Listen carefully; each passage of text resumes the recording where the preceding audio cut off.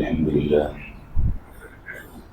نحمده ونستعينه ونستغفره ونؤمن به ونتوكل عليه ونعوذ بالله من شرور أنفسنا ومن سيئات أعمالنا من يهده الله فلا مضل له ومن يضلل فلا هادي له أشهد أن لا إله إلا الله وحده لا شريك له وأشهد أن محمدا عبده ورسوله أرسله بالهدى ودين الحق ليظهره على الدين كله ولو كره المشركون اللهم صل على محمد وعلى آل محمد كما صليت على إبراهيم وعلى آل إبراهيم إنك حميد مجيد اللهم بارك على محمد وعلى آل محمد كما باركت على إبراهيم وعلى آل إبراهيم إنك حميد مجيد أما بعد فإن خير الكلام كلام الله وخير السنن سنن محمد صلى الله عليه وسلم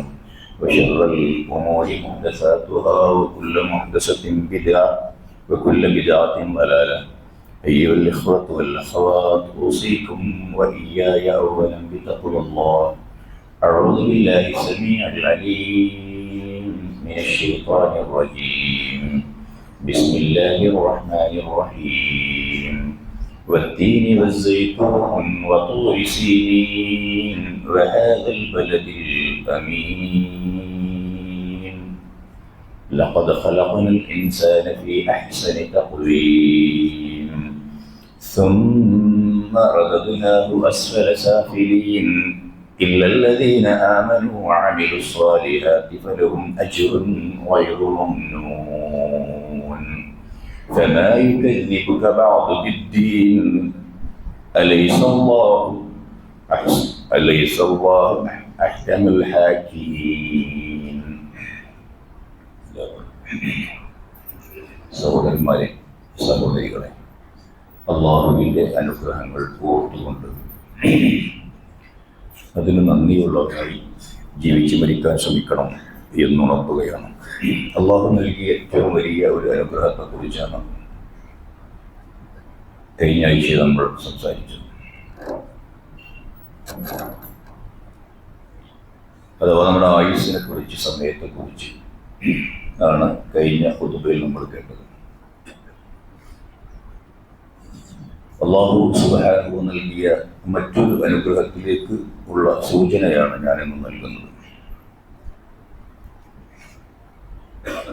ഇസ്ലാം എന്ന് പറയുന്ന ഈ മതം മറ്റുള്ള മതങ്ങളെ പോലെയല്ല. തീർച്ചയായും മറ്റുള്ള മതങ്ങളൊക്കെ ആളുകൾ ഇങ്ങനെ ഉരുട്ടിക്കൂട്ടി ഉണ്ടാക്കിയ കുറേ നിയമവ്യവസ്ഥകളും കുറേ ആചാരങ്ങളും ദുരാചാരങ്ങളും നിറഞ്ഞു നിൽക്കുന്നതാണ്. ഇസ്ലാം എന്ന് പറയുന്നത് പടച്ച തമ്പുരാൻ നമ്മൾക്ക് വേണ്ടി, മനുഷ്യന്റെ ഗുണത്തിന് വേണ്ടി, അയാളുടെ ജീവിതത്തിന്റെ സകല മേഖലയും ടച്ച് ചെയ്തുകൊണ്ടുണ്ടാക്കിയ ഒരു നിയമസംഹിതയാണ്. എവിടെയൊക്കെ മനുഷ്യന് ആവശ്യങ്ങളുണ്ടോ അവിടെയൊക്കെ നിയമങ്ങളുണ്ട്, എവിടെയൊക്കെ പ്രശ്നങ്ങളുണ്ടോ അവിടെയൊക്കെ പരിഹാരങ്ങളുണ്ട്. അങ്ങനെ പോകുന്ന മനുഷ്യനെ സംബന്ധിച്ചിടത്തോളം അല്ലാഹു സുബ്ഹാനഹു വ തആല ഈ ശുദ്ധീകരണം എന്ന് പറയുന്ന സംഗതികൾ വളരെ അർത്ഥവത്തായും ഫലപ്രദമായും നടക്കണമെന്ന് ആഗ്രഹിക്കുന്നു. ഒരു മനുഷ്യനിൽ ഈ പ്യൂരിഫിക്കേഷൻ എന്ന വർക്ക് വിശ്വാസ തലങ്ങളിൽ ഉണ്ടാവണം, അയാളുടെ മാനസികമായി ഉണ്ടാവണം, സാംസ്കാരികമായി ഉണ്ടാവണം, ശാരീരികമായി ഉണ്ടാവണം. ഇതൊക്കെ ഉണ്ടാവണം. എവിടെയെങ്കിലും ഒരു തലത്തിൽ മാത്രം ശുദ്ധീകരണം നടക്കുകയും മറ്റുള്ള ഭാഗങ്ങൾ അവഗണിക്കുകയും ചെയ്യാൻ ഇസ്ലാം അനുവദിക്കുന്നില്ല. മർമ്മം വിശ്വാസപരമായ ഈ വിശുദ്ധി കൈവരിക്കൽ തന്നെയാണ്. അല്ലാഹു സുബ്ഹാനഹു വ തആലയെ കുറിച്ചുള്ള കറവളഞ്ഞ തൗഹീദ് ഉൾക്കൊണ്ടുകൊണ്ട് വിശുദ്ധി നേടിയെടുക്കുന്ന മനുഷ്യനോട് അവിടെ മാത്രം അത് നിൽക്കണം എന്ന് പറഞ്ഞിട്ടില്ല. ഒരു വൃത്തിയുള്ള, വിശുദ്ധിയുള്ള കുറേ മനുഷ്യന്മാർ ജീവിക്കുന്ന ഒരു സമൂഹത്തെ, സമുദായത്തെയാണ് അള്ളാഹുവിന്റെ മതം സ്വപ്നം കാണുന്നതും വാർത്തെടുക്കാൻ ശ്രമിക്കുന്നതും വിജയിച്ചതും. ലഖദ് ഖലഖനൽ ഇൻസാന ഫീ അഹ്സനി തഖ്വീം. ഏറ്റവും സുന്ദരമായ രൂപത്തിലാണ് അല്ലാഹു സുബ്ഹാനഹു വ തആല മനുഷ്യന്റെ സൃഷ്ടിപ്പ് നടത്തിയത് എല്ലാ അർത്ഥത്തിലും. പക്ഷെ ആ മനുഷ്യന് ഉയർന്നുയർന്നു പോയി പരിശുദ്ധരായ മലായിക്കത്തിനേക്കാൾ അപ്പുറം പോവാൻ സാധിക്കുന്നവനാണ്. അതപ്പതിച്ച് ജീർണത പേറി നടന്ന് മൃഗത്തെക്കാൾ വളരെ മോശമായ കണ്ടീഷനിലേക്ക് പോകാൻ സാധിക്കും. അങ്ങനെ കുറെ ആളുകളുണ്ട്. അതിൽ നിന്ന് രക്ഷപ്പെടാനുള്ള മാർഗമായി വിശുദ്ധ ഖുർആൻ വരച്ചിടുന്നതും ഈമാൻ ഉണ്ടാവുക എന്നതും അഅ്മാലു സ്വാലിഹാത്തുകൾ ഉണ്ടാവുക എന്നതുമാണ്. അതാണ് പറഞ്ഞ ആദ്യത്തെ വിശുദ്ധിയിൽ നമ്മൾ സൂചിപ്പിച്ചത്. വിശ്വാസപരമായി മലിനമാണ് മനസ്സ് എങ്കിൽ, വിശ്വാസപരമായി ജീർണതയാണ് ഉള്ളത് എങ്കിൽ, പിന്നെ മനുഷ്യൻ മറ്റുള്ള ഒരു സ്ഥലത്തും ശുദ്ധീകരണം നടത്തിയത് കൊണ്ടായില്ല. അവിടെയാണ് ഊന്നുന്നത് അള്ളാഹുവിന്റെ കിതാബും പ്രവാചകന്റെ സുന്നത്തും. ഇത് മനസ്സിലാക്കുന്നിടത്ത് നമ്മൾ ഒരിക്കലും പിന്നോട്ട് പോയിക്കൂടാ. വനഫ്സിൻ വമാ സവ്വാഹ ഫഅൽഹമഹ ഫുജൂറഹ വതഖ്വാഹ. നമ്മുടെ മനസ്സിനെ എടുത്ത് സത്യം ചെയ്തുകൊണ്ട് അല്ലാഹു സുബ്ഹാനഹു വ തആല പറയുന്നു, ആത്മാവ് തന്നെയാണ്, മനസ്സ് തന്നെയാണ് സത്യം, അതിനെ ചൊവ്വായ രീതിയിൽ ക്രമപ്പെടുത്തിയവൻ. എന്നിട്ട് അല്ലാഹു പറഞ്ഞു ഫഅൽഹമഹ ഫുജൂറഹ വതഖ്വാഹ. ആ മനസ്സിനകത്ത് ഫുജൂറും തഖ്വയും അല്ലാഹു ഇട്ട് തന്നിട്ടുണ്ട്. ഇൽഹാം എന്ന് പറയുന്ന അവസ്ഥയിൽ മനുഷ്യന്റെ മനസ്സിൽ രണ്ടും തോന്നുന്നുണ്ട്. ഇൽഹാം എന്ന് പറയുന്ന സംഗതി മനസ്സ് നമ്മളോട് ഇങ്ങനെ ചെയ്യാൻ വേണ്ടി പറയുന്ന ആവശ്യപ്പെടുന്ന സംഗതികളാണ്. അതിൽ ഫുജൂറിന്റെ ഭാവങ്ങളുമുണ്ട്, തഖ്വയുടെ ഭാവങ്ങളുമുണ്ട്. അത് അഫ്ലഹ മൻ സക്കാഹ. അതിനെ ആര് സംസ്കരിച്ചെടുത്തുവോ, അതിനെ ആര് ശുദ്ധീകരിച്ചെടുത്തുവോ അയാൾക്ക് മാത്രമാണ് വിജയമുള്ളത്. ദുനിയാവിലും അയാളാണ് വിജയിക്കുന്നത്, ആഖിറത്തിലും അയാളാണ് വിജയിക്കുന്നത്. ദുനിയാവിൽ വിജയം വരിക്കുന്നു എന്നുള്ളത് നമ്മൾ അളന്നു നോക്കുമ്പോൾ പണം കൊണ്ട് അളക്കരുത്, അധികാരം കൊണ്ട് അളക്കരുത്, മറ്റേതെങ്കിലുമുള്ള സംഗതികൾ കൊണ്ട് അളക്കരുത്. മനസ്സിന്റെ സന്തോഷവും സംതൃപ്തിയും സുഖകരമായ ജീവിതവും നയിക്കുന്ന ആളുകൾ എന്ന അർത്ഥത്തിലാണ് വിജയം എന്ന ശരിയായ അളവുകോല് വെച്ച് നിങ്ങൾ അളക്കുന്നത് എങ്കിൽ യഥാർത്ഥത്തിൽ ഇവരാണ് വിജയിച്ചവർ. അങ്ങനെയുള്ള ഒരു പശ്ചാത്തലത്തിൽ നമ്മൾ തഖ്വയെ കാണണം. വഖദ് ഖാബ മൻ ദസ്സാഹ. അതുകൊണ്ട് ആത്മീയ ശുദ്ധീകരണത്തിന്റെ വലിയ ഒരു ഭാഗം മറന്നുകൊണ്ട് ജീവിക്കരുത്. പലർക്കും ആ ഏരിയ ഇഷ്ടമല്ല സംസാരിക്കുന്നത്. നമ്മളിങ്ങനെ കാക്കകാരണന്മാർ ജീവിച്ചു പോയ റോട്ടിൽ ഇങ്ങനെ കൃത്യമായി പോകുന്നു, വാപ്പയും വല്യാപ്പയും ഒക്കെ എങ്ങനെയായിരുന്നു എങ്കിൽ ഞാനും അങ്ങനെ തന്നെയാണ്. ഇനി അവരൊക്കെ അഥവാ സ്വർഗത്തിലെത്തിയില്ല, നരകത്തിലാണെങ്കിൽ ആ നരകം എനിക്കിഷ്ടവുമാണ് എന്ന് പറയുന്ന വല്ലാത്തൊരു ഗതികേടുണ്ട്. മറ്റാരെങ്കിലുമൊക്കെ സ്വർഗത്തിൽ ഇന്നയാളില്ലാത്തത് കൊണ്ട് ഞാൻ അങ്ങോട്ടില്ലെന്ന് പറയുമ്പോൾ ദേഷ്യം പിടിക്കുന്നവർ, ദേഷ്യം പിടിക്കേണ്ടത് തന്നെയാണത്. ന്യായമായും ദേഷ്യം പിടിക്കേണ്ടത് തന്നെയാണത്. ആ ദേഷ്യം പിടിക്കുന്ന അതേ വികാരം എന്തുകൊണ്ടാണ് ഈ വർത്തമാനത്തിൽ നമുക്കില്ലാതെ പോകുന്നത്? അതുപോലെ തന്നെ ദേഷ്യം പിടിക്കണമെന്നും എൻ്റെ വാപ്പയും എൻ്റെ വല്ലിപ്പയും ഒക്കെ നരകത്തിലാണെങ്കിൽ ആ നരകം എനിക്കിഷ്ടമാണ് എന്ന് പറയുന്നത് അതുപോലെ തന്നെയല്ലേ? ഇന്ന വാപ്പയും വല്ലിപ്പയും ഒന്നും സ്വർഗത്തിലില്ലെങ്കിൽ എനിക്ക് ആ സ്വർഗം വേണ്ടെന്ന് പറയുന്ന പോലെ തന്നെയല്ലേ? സ്വർഗവും നരകവും ഒക്കെ നമ്മൾ മനസ്സിലാക്കുന്നിടത്ത് പാളുന്നു എന്നാണ് മനസ്സിലാക്കേണ്ടത്. അതുകൊണ്ട് ആത്മീയമായ ശുദ്ധീകരണത്തോടൊപ്പം നമ്മൾ നടത്തേണ്ട ചില ശുദ്ധീകരണങ്ങളെ കുറിച്ചാണ് ഇന്ന് സംസാരിക്കാൻ ഉദ്ദേശിക്കുന്നത്. അത് മനുഷ്യന്റെ ശാരീരികമായ ശുദ്ധീകരണം തന്നെയാണ്. മനസ്സിനെ പോലെ തന്നെ നഫ്സ്, അതിൻ്റെ അഥവാ അസ്തിത്വം, ആത്മാവിനെയും മനസ്സിനെയും ശുദ്ധമാക്കി വെക്കുന്നതിലൂടെയാണ് നടക്കുന്നത്. അതുപോലെ അത് മാത്രം പോലെ ഒരു വിശ്വാസിക്ക് അയാളുടെ ശരീരവും അയാളുടെ ഡ്രസ്സും അയാളുടെ വീടും അയാളുടെ പരിസ്ഥിതിയുമൊക്കെ വൃത്തിയായി സൂക്ഷിക്കേണ്ട ഒരു ബാധ്യത മുസൽമാനുണ്ട്. ഇന്ന് മുസ്ലിം സമുദായം കുറേയൊക്കെ ആ വിഷയത്തിൽ മുമ്പിലാണ്. നമ്മുടെ കുട്ടിക്കാലത്ത് വളരെ പിന്നിലായിരുന്നു. നമ്മുടെ സ്ഥാപനങ്ങൾ, നമ്മുടെ വീടുകൾ, നമ്മളൊക്കെ ആകുന്ന അവസ്ഥയിൽ രോഗവും കൂടുതലായിരുന്നു അന്ന്. ഇന്നും രോഗം കൂടുതലാണ്. അപ്പൊ എന്തുകൊണ്ടാണ് ഇങ്ങനെ ഈ രോഗം എന്ന് പറയുന്ന സാധനം വിടാതെ കൂടുന്നത്? മനുഷ്യന്റെ ശരീരത്തെയാണ് ഈ രോഗം ബാധിക്കുന്നത്. ഞാനിപ്പോൾ പറയുന്നത് നേരത്തെ പറഞ്ഞ സംഗതികളിൽ ആത്മീയമായ ശുദ്ധീകരണം എന്നതുകൊണ്ട് നമ്മൾ ഉദ്ദേശിച്ചത് ശിർക്ക്, ബിദാത്ത്, അസൂയ, പക, കുടിപ്പക, പോര്, അങ്ങനെയുള്ള ദുർഗന്ധങ്ങൾ മനസ്സിനകത്ത് നിന്ന് ഒഴിവാക്കുകയാണ് അവിടെ പറഞ്ഞ ശുദ്ധീകരണം. ഇവിടെ നമ്മുടെ മനസ്സ്, നമ്മുടെ ശരീരം എന്ന് പറയുന്ന സാധനം അല്ലാഹു സുബ്ഹാനഹു വ തആല എങ്ങനെയാണ് ആ ശരീരത്തെ പടച്ചത്? അത് നേരത്തെ പറഞ്ഞത് വളരെ നല്ല ഫിത്രത്തിലാണ് പടച്ചത്. രോഗം വരുത്തുന്നത് പിന്നെ ആരാണ്? അപ്പോൾ നമ്മൾ പറയുന്നത് ബാക്ടീരിയയാണ്, വൈറസാണ്, ഫംഗസാണ്, പാരമ്പര്യമാണ്. ശരിയാണ്, അതൊക്കെയും ശരിയാണ്. അങ്ങനെയൊക്കെ മനുഷ്യന് രോഗമുണ്ടാവാം. ഈ രോഗം പലപ്പോഴും നമ്മളെ സംബന്ധിച്ചിടത്തോളം അല്ലാഹു സുബ്ഹാനഹു വ തആല നമ്മുടെ ശരീരത്തെ അതിൻ്റെ അജലത്തോളം നന്നായി പ്രവർത്തിക്കാൻ ആവശ്യമായ രൂപത്തിൽ സൃഷ്ടിച്ചു വിട്ടിട്ടുണ്ട്. അത് ശരിയാണ്. ചിലതൊക്കെ പരീക്ഷണാർത്ഥം അല്ലാഹു ചില വൈകല്യങ്ങൾ നൽകിയും സൃഷ്ടിക്കാറുണ്ട്. രോഗം ഉള്ള അവസ്ഥയിൽ തന്നെ അപൂർവമായ ജന്മങ്ങളും ഉണ്ടാവാറുണ്ട്. ഭൂരിപക്ഷം മനുഷ്യരെയും അങ്ങനെ തന്നെയാണ് അല്ലാഹു സുബ്ഹാനഹു വ തആല സൃഷ്ടിച്ചത്. ഈ അവധി എത്തുന്നത് വരെ നമ്മുടെ ഈ ശരീരത്തെ വൈകല്യങ്ങളിൽ നിന്ന് കാത്തു സൂക്ഷിക്കാനുള്ള നിർദ്ദേശങ്ങളും അള്ളാഹുവിന്റെ മതം നൽകുന്നുണ്ട്. അള്ളാഹുവിന്റെ മതം അത് നൽകുന്നുണ്ട് എന്ന് പലർക്കും അറിയില്ല. ഡോക്ടർമാരുടെ അടുത്തെത്തുമ്പോൾ അവർ പറയും ഇന്ന കാര്യങ്ങളൊന്നും ചെയ്യാൻ പാടില്ല, ഇന്ന കാര്യങ്ങളൊക്കെ ജീവിതത്തിൽ ഉണ്ടാവണം. അപ്പൊ അതിങ്ങനെ ഇസ്ലാമികമായ അധ്യാപനങ്ങളിലൂടെ കടന്നുപോയാൽ ഇതൊക്കെ അള്ളാഹുവിന്റെ പ്രവാചകന്റെ സുന്നത്തിലുണ്ടല്ലോ എന്ന് പിന്നെ നമ്മൾ ആശ്ചര്യം കൂറുകയാണ്. അപ്പൊ അങ്ങനെയുള്ള ചില സംഗതിയിൽ ഈ മൗലികമായ ഈ വിശുദ്ധിക്ക് കോട്ടങ്ങൾ തട്ടുന്ന ദുശ്ശീലങ്ങൾ ഒഴിവാക്കണമെന്ന് അള്ളാഹുവിന്റെ മതം പറഞ്ഞിട്ടുണ്ട്. ദുശ്ശീലങ്ങൾ എന്ന് സമൂഹം വിളിക്കുന്ന, മുസ്ലിമീങ്ങളല്ലാത്ത ആളുകൾ വിളിക്കുന്ന എത്ര സംഗതികളെയാണ് ഹറാം എന്ന പട്ടികയിൽ അള്ളാഹുവിന്റെ മതം പറയുന്നത്. അത് പാലിക്കാൻ മനുഷ്യൻ ചിലപ്പോ ശ്രദ്ധിക്കാറില്ല. രോഗാണുക്കൾക്ക് വഴങ്ങുന്നതാണ് പ്രശ്നം. രോഗാണുക്കൾക്ക് എന്റെയും നിങ്ങളുടെയും ശരീരങ്ങൾ വഴങ്ങിക്കൊടുക്കുന്നുണ്ടോ എന്ന് നമ്മൾ സംശയിക്കണം.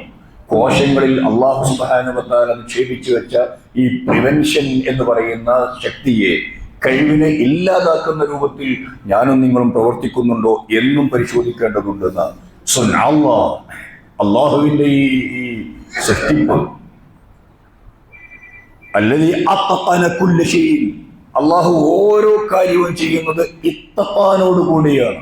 ഇത്തഖാൻ മീൻസ് പെർഫെക്ഷൻ. വളരെ പെർഫെക്ഷനോട് കൂടിയാണ് അള്ളാഹു ഓരോന്നും ചെയ്തു വെച്ചത്. നമ്മളെ മാതിരിയല്ല. നമ്മളൊരു കാര്യം പെർഫെക്റ്റായി ചെയ്യാൻ മടിയുള്ളവരാണ്. കഴിയാഞ്ഞിട്ടല്ല, അത്ര മതി. ഒരു തൊഴിലാളിയെ, ഒരു പണിക്കാരനെ, അല്ലെങ്കിൽ ഒരു അധ്യാപകനെ, അല്ലെങ്കിൽ ഒരു കച്ചവടക്കാരനെ, അല്ലെങ്കിൽ ഒരു എഞ്ചിനീയറെ, ഒരു ഡോക്ടറെ ഒക്കെ ഒരു ജോലി ഏൽപ്പിക്കും നമ്മൾ. അത് വളരെ പെർഫെക്റ്റായി ചെയ്യാൻ അയാൾക്ക് അറിയാം. പക്ഷെ നമ്മൾ ചെയ്യുക വളരെ അപൂർവം. ചില ആളുകളാണ് ജോലിയിൽ പെർഫെക്ഷൻ എന്ന് പറയുന്ന ആ സ്റ്റെപ്പ് പൂർത്തിയാക്കുന്നത്. അല്ലാഹു സുബ്ഹാനഹു വ തആലയുടെ സൃഷ്ടിപ്പിൽ അള്ളാഹുവിന്റെ സുന്നത്ത് എന്ന് പറയുന്നത് അള്ളാഹു ഇത്തഖാനോട് കൂടി ചെയ്യുന്നു. ഇന്നഹു ഖബീറുൻ ബിമാ തഫ്അലൂൻ. പിന്നെ നിങ്ങൾ എന്തൊക്കെ കാണിച്ചു കൂട്ടുന്നു എന്നത് അള്ളാഹുവിന് കൃത്യമായിട്ട് അറിയാം. ഈ സുന്നത്ത്, ഈ ഫിത്രത്ത്, ഈ ഇത്തഖാൻ നിങ്ങൾ ദുഷിപ്പിച്ചു കളയരുത് എന്ന് അല്ലാഹു സുബ്ഹാനഹു വ തആല നമ്മളോട് ആവശ്യപ്പെടുന്നുണ്ട്. അതിൽപ്പെട്ട ഒന്നാണ് ശാരീരികമായി വിശുദ്ധി കാത്തു സൂക്ഷിക്കണം എന്നത്.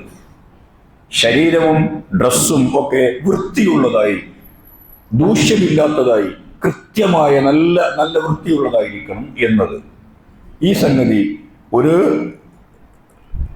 വ്യവസ്ഥയുടെ ഭാഗമായി നമ്മൾ അംഗീകരിക്കുന്നതല്ല. ആളുകളെ സംബന്ധിച്ചിടത്തോളം പലർക്കും അത് നല്ലതാണ്, വൃത്തിയുള്ളത് നല്ലതാണ് എന്നതാണ് മറ്റുള്ളവർക്കൊക്കെ പറയാനുള്ളത്. എങ്കിൽ നമുക്ക് പറയാനുള്ളത് അത് ഈമാനിന്റെ ഭാഗമാണ് എന്നതാണ്.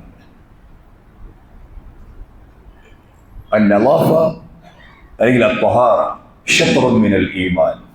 ഈമാനിന്റെ പാതിയാണ്, ഈമാനിന്റെ ഭാഗമാണ്. രണ്ടിലക്കും ഉദ്ധരണികളുണ്ട്. ഈമാനുമായി ബന്ധപ്പെടുത്തിയാണ് നമ്മളുടെ ഈ വൃത്തിയെക്കുറിച്ചും ശുദ്ധിയെക്കുറിച്ചും അള്ളാഹുവിന്റെ മതം പറയുന്നത്. എല്ലാ ആരാധനകൾക്ക് മുമ്പിലും അല്ലാഹു സുബ്ഹാനഹു വ തആല നമ്മുടെ ശാരീരികമായ മാനസികമായ വൃത്തിയില്ലാത്തവൻ ഏതായാലും അത് ചെയ്യണ്ട, അത് സ്വീകാര്യമല്ല. അതോടൊപ്പം ശാരീരികമായ വൃത്തിയെക്കുറിച്ച് വിശദമായി പറയുന്നത് യാ അയ്യുഹല്ലദീന ആമനു, സത്യവിശ്വാസികളെ, ഇദാ ഖുംതും ഇലസ്വലാത്തി, നിങ്ങൾ നമസ്കാരത്തിന് ഒരുങ്ങുമ്പോൾ, നമസ്കാരത്തിന് വേണ്ടി നിങ്ങൾ ഒരുങ്ങുന്ന സന്ദർഭത്തിൽ ഫഗ്സിലൂ വുജൂഹക്കും വഅയ്ദിയക്കും ഇലൽ മറാഫിഖ് എന്ന് തുടങ്ങുന്ന വുളുവിന്റെ രൂപം ഇങ്ങനെ പറയുന്നു വിശുദ്ധ ഖുർആൻ. കൃത്യമായി വുളുവെടുത്ത് നിങ്ങൾ വരണം. ഇനി നിങ്ങൾ ചെറിയ അശുദ്ധി മാത്രമാണ് നിങ്ങൾക്കുള്ളത് എങ്കിൽ, നിങ്ങൾ വലിയ അശുദ്ധിയുള്ള ആളുകളാണെങ്കിലോ,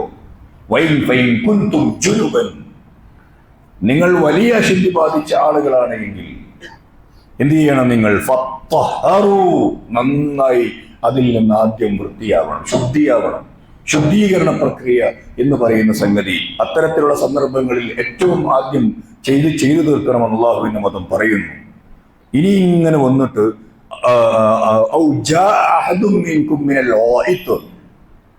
നിങ്ങൾ മലമൂത്ര വിസർജനം ചെയ്താൽ, ഇന്നത്തെ പോലെയുള്ള സംവിധാനങ്ങളല്ല ഈ ആയത്തിറങ്ങുന്ന സമയത്ത് വെളിയിലിരിക്കുക എന്ന നമ്മുടെയൊക്കെ കുട്ടിക്കാലത്തുള്ള വാക്ക് ഓർമ്മ വെച്ചാൽ മതി. നിങ്ങൾ വെളിക്കിരുന്നാൽ,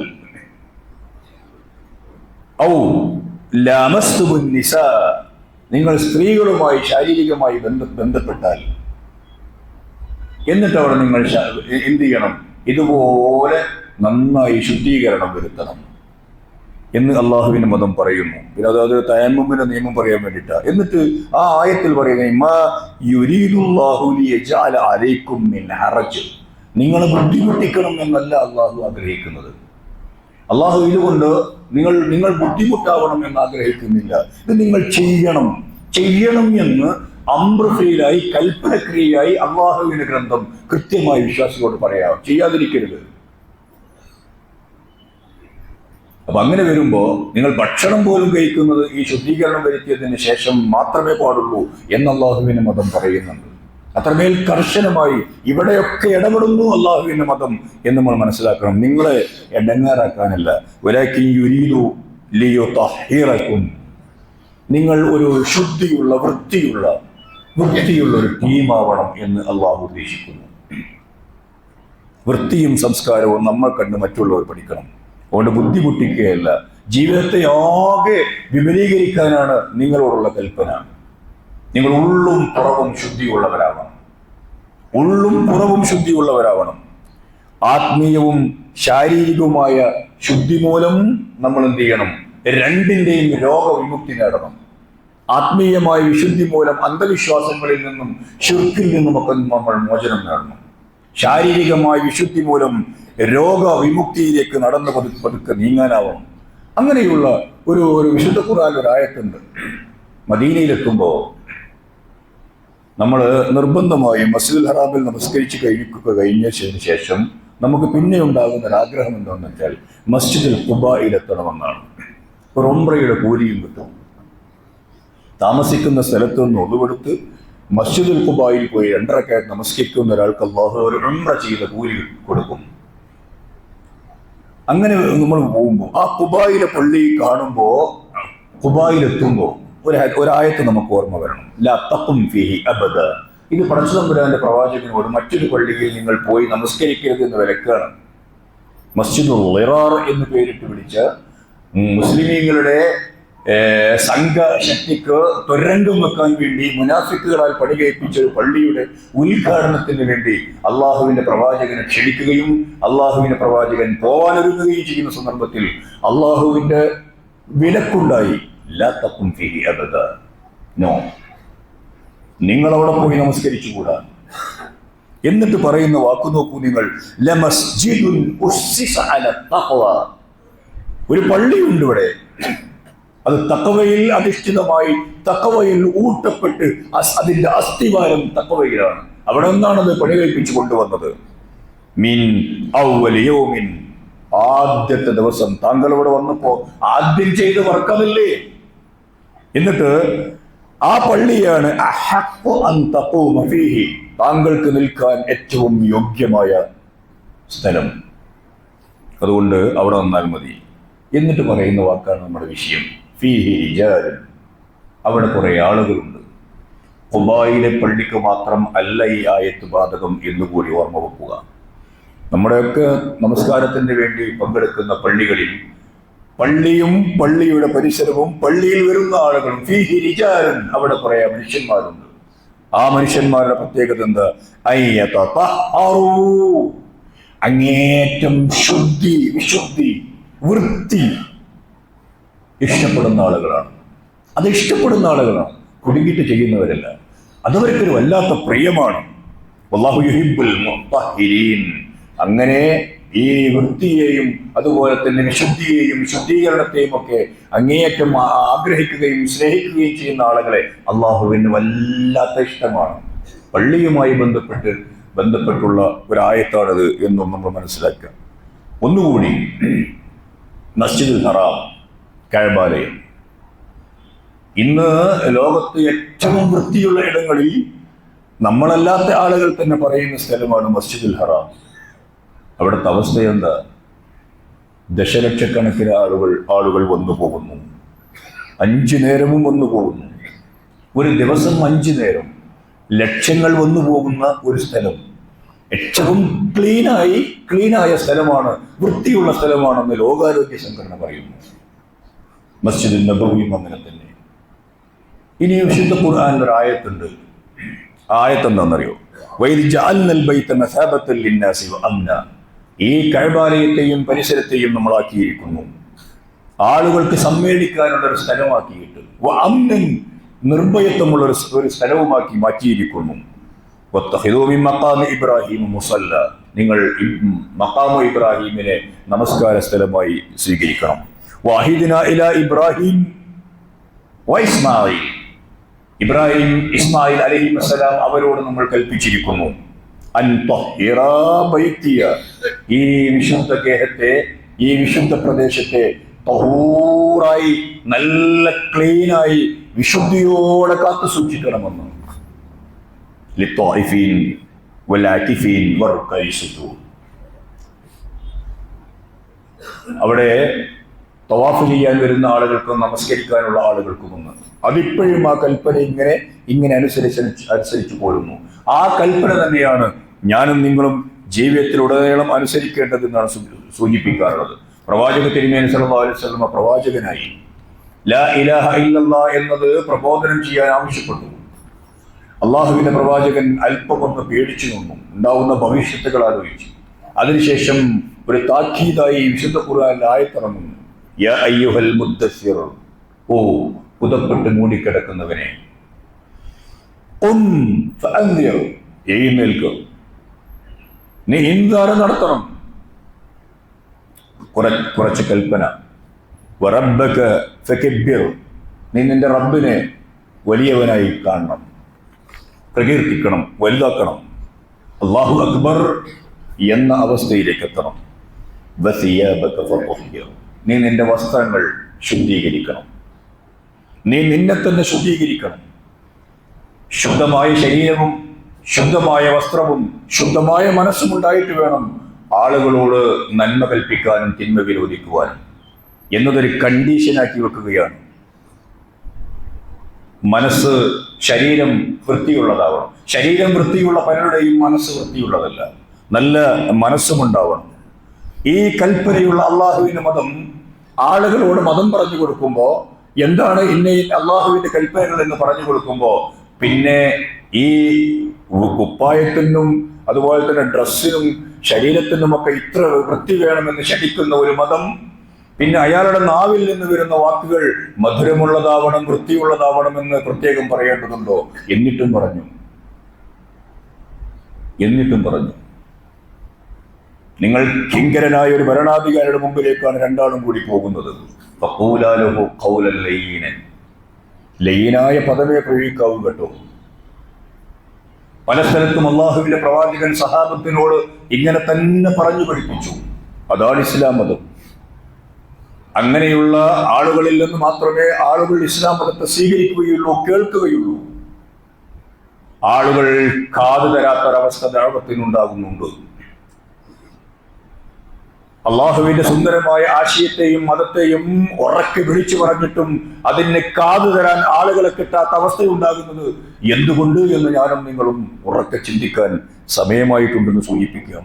അള്ളാഹുവിന്റെ മതം ഒരു വൃത്തിയുള്ള ശൗച്യം ചെയ്യാൻ ആളുകളെ പഠിപ്പിച്ചൊരു മതമാണിത്.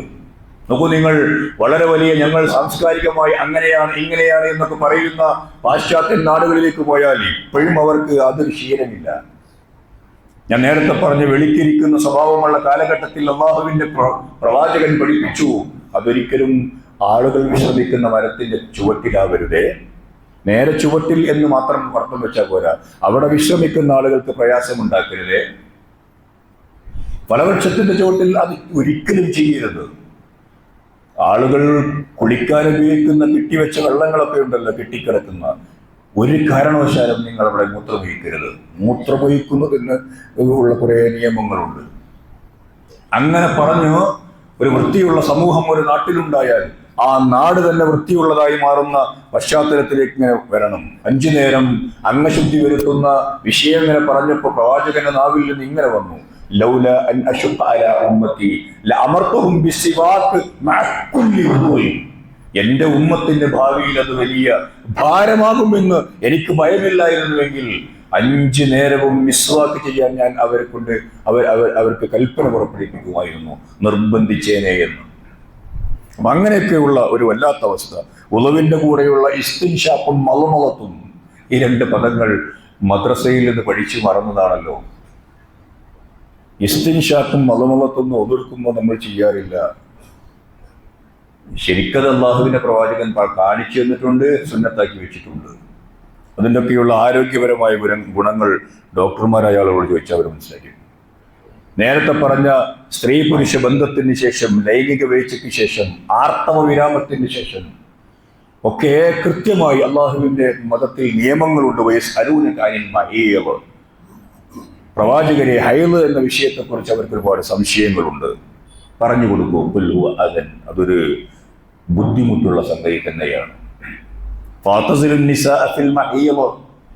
ആ പീരീഡിൽ നിങ്ങൾ അവരെ സമീപിക്കരുത്. അവർ നന്നായി വീണ്ടും ശുദ്ധിയാകുന്നത് വരെ, ശാരീരികമായി നല്ല വിശുദ്ധിയുള്ള ഒരവസ്ഥയിലേക്ക് അവർ വന്നെത്തുന്നത് വരെ. ഇനി അവർ അങ്ങനെ നന്നായി വിശുദ്ധി സ്വീകരിച്ചാൽ എന്നാണ് ആ നിയമം. എന്നിട്ട് ആയത്ത് അവസാനിപ്പിക്കുമ്പോൾ ഒരു പദമുണ്ട്, ഇന്നല്ലാഹ യുഹിബ്ബുത് തവ്വാബീൻ. അള്ളാഹു തൗബ ചെയ്യുന്ന ആളുകളെ ഇഷ്ടപ്പെടുന്നു. ഈ തൗബ എന്ന് പറയുന്നത് എന്താണ്? തൗബ എന്ന് പറയുന്നത് മനസ്സിന്റെ അകത്ത് നേരത്തെ പറഞ്ഞ കുറെ കീടങ്ങളുണ്ട്, കുറെ രോഗാണുക്കളുണ്ട്. ശിർക്ക്, ബിദ്അത്ത്, അതിനോടുള്ള വാഞ്ച, അസൂയ, പക, ഈബത്ത്, നമീമത്തൊക്കെ പറയാനുള്ള ത്വര, അങ്ങനെ ലിസ്റ്റ് ചെയ്ത കുറെ ബാക്ടീരിയകളും വൈറസുകളും ഫംഗസുകളൊക്കെ ഉണ്ട് അതിനകത്ത്. ഇതിനൊക്കെ കഴുകിക്കളയുന്ന പ്രക്രിയയുടെ പേരാണ് തൗബ എന്ന് പറഞ്ഞത്. ഒക്കെ തൗബ ചെയ്യുന്ന ഒരാളുടെ മനസ്സിൽ നിന്ന് പിന്നെ അതൊക്കെ പടിയിറങ്ങി പോകണം. അതുപോലെ മുത്തത്തഹിരീങ്ങളായ ആളുകളെ അള്ളാഹുവിന് ഇഷ്ടമാണ്, ജീവിതത്തിൽ വിശുദ്ധി കാത്തു സൂക്ഷിക്കുന്നത്. അതുകൊണ്ട് ഈ ആത്മീയമായ പതനത്തെ, മാനസികമായ പതനത്തെയൊക്കെ നമ്മൾ ചികിത്സിക്കുന്നു തൗബയിലൂടെ. അതുപോലെ രോഗമില്ലാത്തൊരവസ്ഥയ്ക്ക് വേണ്ടി നമ്മൾ സഹായിക്കണം. ഈ തോന്യാസങ്ങളെ കുറിച്ചൊക്കെ പറയുന്നുണ്ടല്ലോ, അവിടെ ഖുർആൻ പ്രയോഗിച്ച പദം വലാ തഖറബു സിന. നിങ്ങൾ വ്യഭിചാരത്തെ സമീപിക്കരുത്. വ്യഭിചാരത്തിലേക്ക് എത്തിപ്പെടാവുന്ന മാർഗത്തിൽ പ്രവേശിക്കുക പോലും ചെയ്യരുത്. വ്യഭിചരിക്കരുതെന്നല്ല, അതിൻ്റെ മുമ്പ് അതിലേക്ക് എത്തിപ്പെടാൻ സാധ്യതയുള്ള ഒരു ഇടനാഴിയിലൂടെ നിങ്ങൾ നടന്നു പോകരുത്, അതിലിപ്പുറം കയറുക പോലും ചെയ്യരുത്. എന്നിട്ട് പറഞ്ഞു, ഇന്നഹു കാന ഫാഹിഷത്തൻ വസാഅ സബീല. അതൊരു ഫാഹിഷത്താണ്, അതൊരു പാപമാണ്, കുറ്റമാണ് എന്ന് പറഞ്ഞു വെച്ചില്ല. ഫാഹിഷത്താണ്, അതൊരു തോന്യാസമാണ്. അത് മാനസികവും ശാരീരികവുമായ തകർച്ചയ്ക്ക് വഴിവെക്കും എന്നാണ് ആ പദം ഉൾക്കൊള്ളുന്ന ആശയം. നിങ്ങളുടെ മാനസികമായ, നിങ്ങളുടെ ശാരീരികമായ തകർച്ചയ്ക്ക് വഴിവെക്കുന്ന ഒരിടപാടാണത്. അത് ഇന്ന് ശാസ്ത്രം തലകുലിക്ക് സമ്മതിക്കുന്നില്ലേ? ഉണ്ട്. ശാസ്ത്രം സമ്മതിക്കുന്നുവോ ഇല്ലേ എന്ന് നമ്മുടെ വിഷയമല്ല. അവർ സമ്മതിക്കട്ടെ, സമ്മതിക്കാതിരിക്കട്ടെ. അള്ളാഹുവിന്റെ കിതാബ് പറഞ്ഞു, അതിനോടൊപ്പം നിൽക്കുക. തോന്യാസമാണത്. അത് നിങ്ങളുടെ ശരീരത്തെ കേടാക്കും, നിങ്ങളുടെ മനസ്സിനെ കേടാക്കും. രോഗികളാകുന്നു, സ്വസ്ഥമായ ജീവിതം നശിക്കുന്നു. അത്തരം ഇടപാടിലൂടെ പോകുന്നു. ഇന്നഹു കാന ഫാഹിഷത്തൻ വഅസാഅ സബീല. അള്ളാഹുവിന്റെ കിതാബ് നമ്മളുടെ ജീവിതത്തിന്റെ എല്ലാ കോണുകളിലേക്കും ടോർച്ചടിക്കുന്നുണ്ട്. അവിടെയൊക്കെയുള്ള വൃത്തികേടുകൾ ഒഴിവാക്കാൻ വേണ്ടിയുള്ള നമ്മളോട് കണ്ടെത്താനുള്ള സൂചനകൾ നൽകുന്നുണ്ട്. അതിലൂടെ നമ്മളും സഞ്ചരിക്കുക, കണ്ടെത്തുക, എന്നിട്ട് അള്ളാഹുവിന്റെ ദീനിന്റെ മാർഗത്തിലൂടെ മുമ്പോട്ട് പോവുക. അള്ളാഹു സഹായിക്കുമാറാവട്ടെ.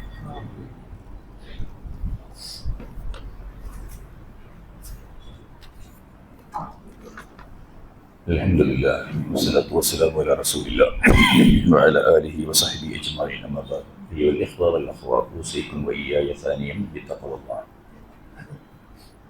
സഹോദരന്മാരെ, സഹോദരികളെ, അല്ലാഹു സുബ്ഹാനഹു വ തആല നിയമമാക്കി വെച്ച എല്ലാ കാര്യങ്ങളും അനുഷ്ഠിക്കുകയും സന്തോഷപൂർവ്വം വളരെ ആനന്ദകരമായി ഇസ്ലാമിനോടൊപ്പം ജീവിച്ചു പോവുകയും ചെയ്യാൻ ശ്രമിക്കണം എന്ന് എന്നെയും നിങ്ങളെയും ഒന്നുകൂടി ഉണർത്തുന്നു. അള്ളാഹുവിൻ്റെ നിയമങ്ങൾക്കൊപ്പം നിന്ന് മുമ്പോട്ട് പോകുന്ന ജീവിതം അത്രമേൽ സംതൃപ്തമായിരിക്കും എന്നതാണ് ഞാൻ അങ്ങനെ പറയാൻ കാരണം. നമുക്കറിയാവുന്ന യാഥാർത്ഥ്യമാണ്. ഇനി ഞാൻ അവസാനിപ്പിച്ചത് നേരത്തെ വ്യഭിചാരവുമായി ബന്ധപ്പെട്ട അള്ളാഹുവിൻ്റെ നിയമത്തിൽ ഇന്നഹു കാന ഫാഹിശത്തുൻ വസാഅ സബീല എന്ന ആയത്തിൽ നിന്നാണ്. നിയമാനുസൃതമായി ഈ സ്ത്രീകളും പുരുഷന്മാരും തമ്മിലുള്ള ബന്ധം അനുഷ്ഠിച്ചു പോകുന്ന ആളുകൾ നിയമാനുസൃതമായി, പ്രകൃതിപരവും നിയമാനുസൃതമായി, ഈ രണ്ട് വാക്കുകൾ മനസ്സിൽ വെക്കുക. ആളുകൾ ഇങ്ങനെ ഈ സ്ത്രീ പുരുഷ ബന്ധത്തിൽ പല കോലത്തിലും പോകുന്നുണ്ട്. എന്നിട്ടിങ്ങനെ പോയി മാറാരോഗികളും ഒക്കെയായി ഇങ്ങനെ പോകുന്നുണ്ട്. ബന്ധങ്ങളൊക്കെ തകർന്ന തരിപ്പണമായി അവസാനം ആത്മഹത്യയിലേക്ക് പോകുന്ന ഗതികേട് നമ്മൾ കാണുന്നുണ്ട്. നിയമാനുസൃതം അള്ളാഹു കൽപ്പിച്ച നിയമത്തിനനുസരിച്ച് ജീവിച്ച് അങ്ങനെ ഒരു ഭാര്യയും ഭർത്താവുമായി ഇങ്ങനെ പോകുന്ന ആളുകൾ, അവരുടെ ജീവിതത്തിലുണ്ടാകുന്ന ഈ ലൈംഗിക ബന്ധത്തിന് ഒരുപാട് ഗുണങ്ങൾ ശാസ്ത്രം മുമ്പോട്ട് വെക്കുന്നു. ഒരുപാട് ഗുണങ്ങൾ. ചിലർ 10, ചിലർ 12, ചിലർ അതിലേറെ, അങ്ങനെ നിങ്ങൾക്ക് വായിക്കാൻ കിട്ടും. അത് വിശദീകരിക്കുന്നില്ല.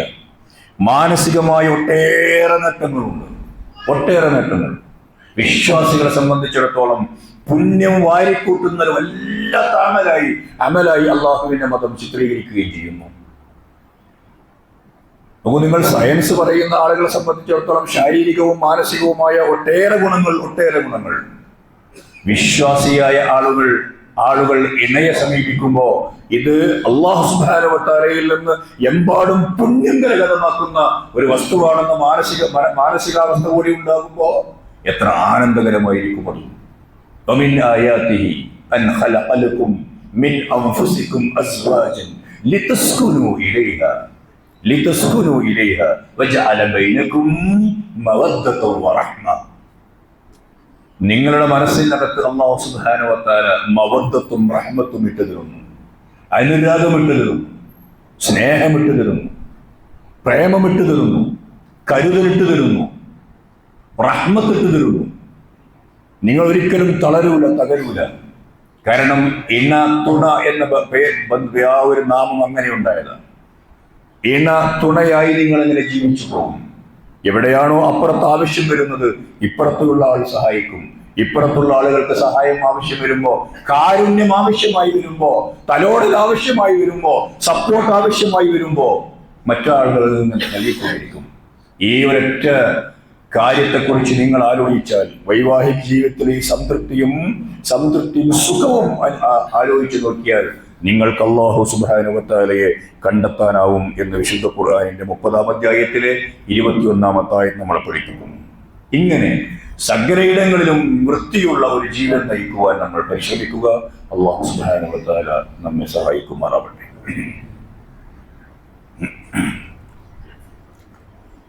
ഇന്ന് നമ്മുടെ പള്ളിക്ക് വേണ്ടിയുള്ള കളക്ഷനാണ് എടുക്കുന്നത്.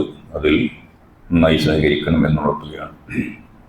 നമ്മുടെ പള്ളിയുമായി ബന്ധപ്പെട്ട് ജീവിക്കുന്ന ആളുകളുടെ ഒരു കുടുംബത്തിൽ ഒരു മകൻ മിംസിൽ ഡയാലിസിസ് ചെയ്തുകൊണ്ടിരിക്കുന്നുണ്ട് എന്ന് നിങ്ങൾ അറിഞ്ഞിട്ടുണ്ടാകും. ആ കുട്ടിക്ക് അല്ലാഹു സുബ്ഹാനഹു വ തആല സമ്പൂർണമായ ശിഫ നൽകി അനുഗ്രഹിക്കുമാറാവട്ടെ. വന്നുപെട്ടിട്ടുള്ള പ്രയാസങ്ങളിൽ നിന്ന് അല്ലാഹു സുബ്ഹാനഹു വ തആല പൂർണ്ണമായ മോചനം നൽകി, സമ്പൂർണ്ണ ശിഫ നൽകി, പൂർണ്ണ ആരോഗ്യത്തോടുകൂടി തിരിച്ചു വരാൻ അള്ളാഹു സുബ്ഹാനഹു വ തആല സഹായിക്കുമാറാവട്ടെ. നിങ്ങളുടെ പ്രാർത്ഥനയിൽ ഇനിയും അതുണ്ടാവണമെന്ന് ഉറപ്പെടുത്തുകയും ചെയ്യും. നമ്മളെ ചിന്തിപ്പിക്കുകയും കണ്ണു തുറപ്പിക്കുകയും ചെയ്യാവുന്ന ചില സംഭവങ്ങളാണ് കഴിഞ്ഞ ആഴ്ചയിൽ പരപ്പനങ്ങാടിയിലുണ്ടായത്. 3 വ്യാപാര സ്ഥാപനങ്ങളിലെ 3 ചെറുപ്പക്കാരായ ആളുകൾ നോക്കി നിൽക്കെ മരിച്ചു പോകുന്ന ഒരു പശ്ചാത്തലം.